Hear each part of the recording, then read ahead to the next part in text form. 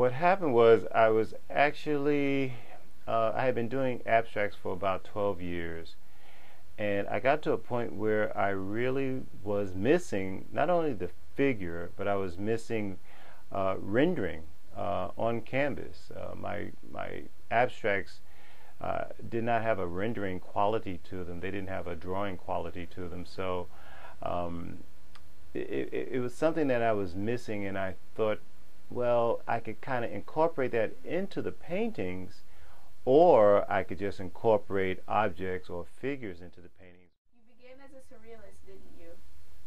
Actually, I began as a pencil artist, which eventually I wound up becoming a surrealist, um, mainly because I really liked the idea of using the figure, but in a allegorical kind of a context, and that was really interesting to me. And then once I found the surrealists and artists that were painting in that fashion, I just kind of drifted in that direction. Will you continue painting abstracts? I believe so. I still love doing abstracts. One of the things about abstracts is that they present a improvisational factor to painting, which increases your creativity and also increases your knowledge of the medium itself. Um, you're kind of painting outside of the box, which allows you to be a lot more creative, and it allows for a lot more freedom. That's a very important tool for a painter. Do the paintings in your Totem series have specific meanings? They do. I I have certain meanings for the paintings, or they have certain meanings for me, certain interpretations that I come up with for the paintings.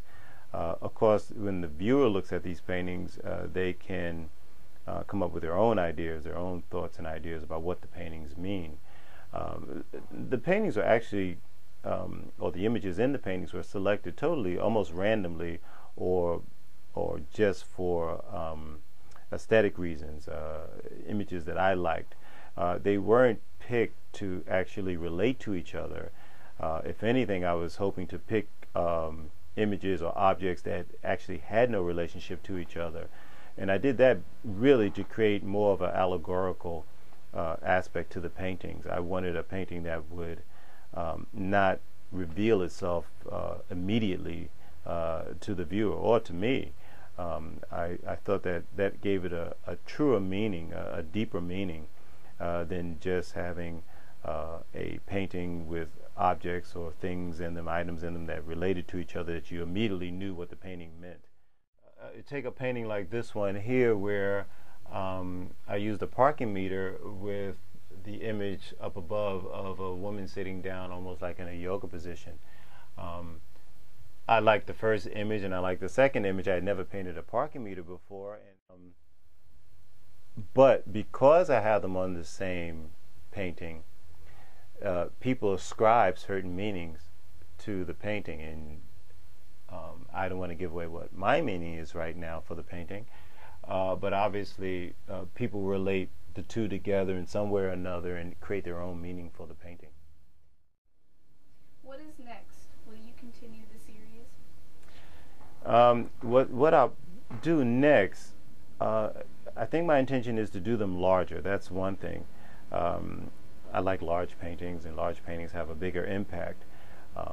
The other factor is, I think this series was the Totem series, and I think I'm going to now go into the next stage of the series, where it'll be film strip. My original idea was to do a Totem film strip series. The Totem series were the paintings that were vertical. They were images that were stacked on top of each other. The film strip series, or aspect of the series, is where they're horizontal, almost like a film strip. In both cases, the reason for doing this was to give an aspect of time and space to the paintings, because what I found was that if I put one image on the painting, or everything was just in the center of the painting, to me it was kind of like a snapshot. It was a still shot of what you might think is reality. I was going for something that was a little bit deeper. I wanted a reality that that focused more on how time really works. I mean, within a second or 2 minutes or an hour, there are many things going on, and all these things going on in time don't necessarily relate to each other, but they're all going on, regardless. And so instead of just having a still shot kind of image, which I was doing before, I wanted this kind of incongruous kind of factor going on where the objects in the paintings didn't relate to each other. They were divided by a line in between each other, almost creating this scenario and that scenario, yet in one painting, thus creating something that I thought was a little truer to a more creative idea of time and space.